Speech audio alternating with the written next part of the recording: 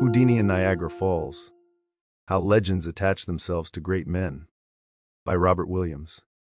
From the online exclusives at skepticalinquirer.org. Few figures seem more naturally connected to Niagara Falls than Harry Houdini. One popular story claims that in 1901, a young Houdini was shackled inside a nailed crate, lowered into the Niagara River upstream from the Horseshoe Falls, and escaped just before the current carried him over the edge. The details vary from one retelling to another, but despite how perfectly this tale seems to match his reputation, there is no solid historical evidence that Houdini ever performed any major stunt at Niagara Falls. That legend didn't arise in isolation. By the turn of the century, Niagara Falls had already developed into a stage for publicized survival stunts. In 1901, Annie Edson Taylor became the first person to survive going over the falls in a barrel. A decade later, Bobby Leach repeated the feat in a reinforced steel barrel, surviving but sustaining serious injuries. Houdini, meanwhile, had in part built a reputation on dangerous water escapes. He was widely known for dramatic bridge jumps, as well as escapes from crates lowered into rivers. These stunts created a powerful public image: a man restrained, submerged in dangerous water, and surviving against the odds. One of the clearest examples occurred in 1912 on New York's East River. Houdini was handcuffed, fitted with leg irons, and placed inside a wooden packing crate. Then the crate was sealed and nailed with Houdini inside. The crate was also weighted so it would sink quickly once lowered into the water. With members of the press present aboard a tugboat, it was dropped into the river and submerged. Houdini emerged in under a minute. When the crate was later recovered, it was still intact and sealed, with the restraints left inside. Performances such as this shaped Houdini's public image into something more specific than that of a conventional escape artist.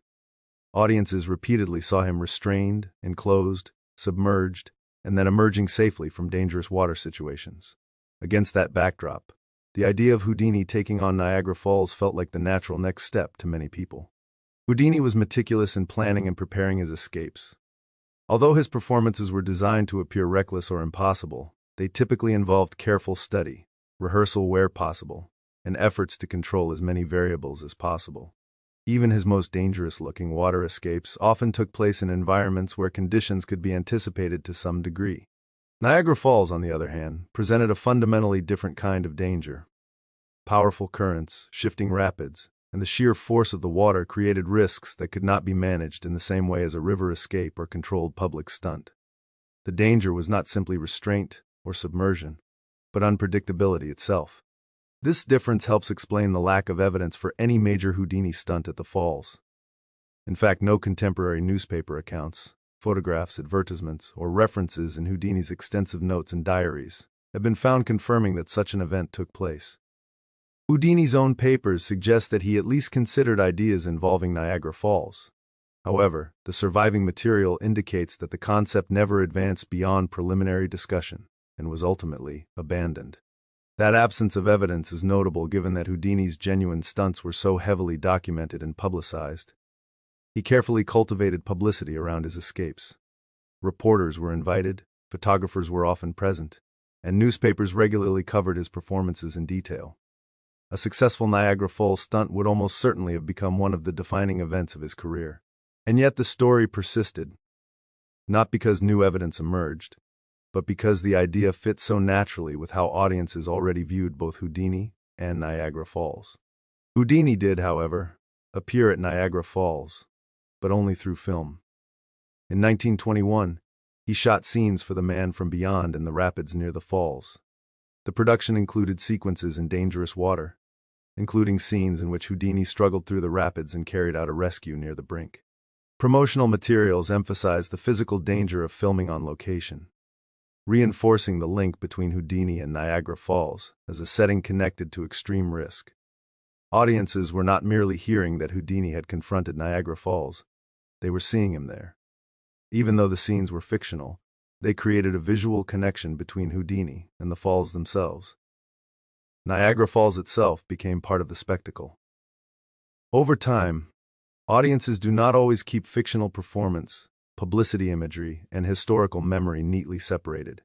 In other words, a dramatic sequence filmed at Niagara Falls does not remain isolated from other stories associated with Houdini.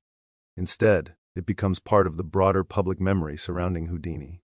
The association grew even stronger after the Houdini Magical Hall of Fame opened in Niagara Falls, Ontario, Canada. The museum displayed artifacts, posters, escape equipment, and exhibits related to Houdini's life and career.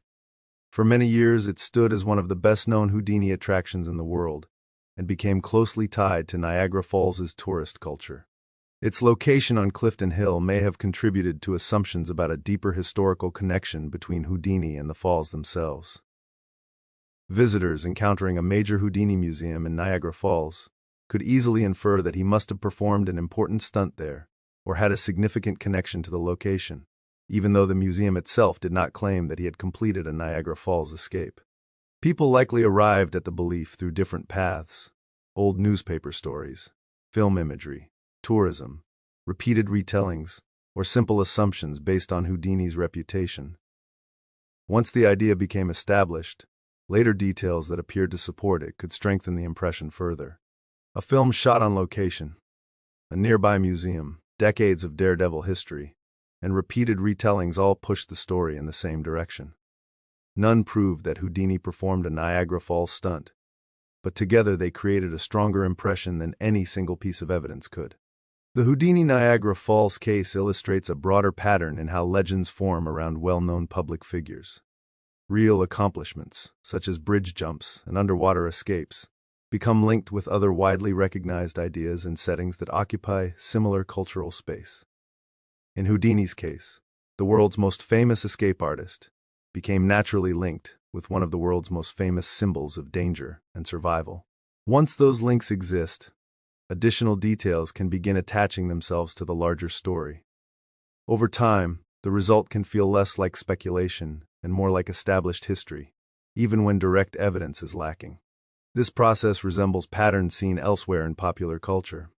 Many people, for example, attribute certain songs to Frank Sinatra because the recordings match his style, phrasing, and era, even though he never recorded them. Sinatra was so strongly identified with traditional pop and jazz standards that songs fitting that general pattern often became attached to him in public memory. In a similar way, Houdini became strongly identified with dramatic escapes, dangerous water stunts, and apparent confrontations with death. Once stories involving Niagara Falls entered circulation, they attached themselves naturally to the performer audiences already viewed as most capable of attempting them. Importantly, these attributions do not usually begin as deliberate falsehoods. In many cases, they emerge through repetition, assumption, partial memories, and reinforcing impressions. Someone who already believes Houdini performed at Niagara Falls may later encounter film footage, hear about the museum, or learn about his underwater crate escapes. Rather than creating the belief from scratch, these details can strengthen an existing impression.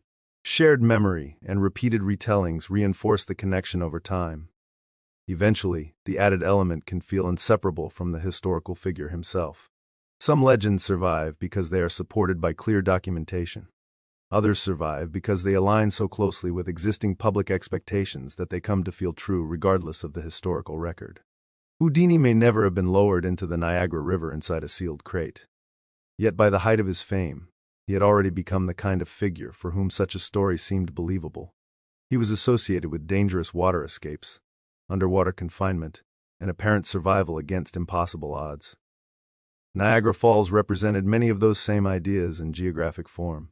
Once those ideas overlapped, the legend almost wrote itself. Over time, films, museums, retellings, and comparisons to real Niagara Falls daredevils strengthened the impression further. This is often how legends develop, not necessarily through deliberate invention or false memory, but through the gradual accumulation of details that fit an already familiar image. In cases like this, plausibility can become part of the story's survival. Thank you for listening to Skeptical Inquirer Audio Edition. This podcast is produced by the Center for Inquiry at our headquarters in Amherst, New York. If you would like to support our work, please consider subscribing to Skeptical Inquirer magazine at skepticalinquirer.org. It is listeners like you that make our work possible. With your support, we can continue to promote science, reason, and secular values throughout the world. Thank you.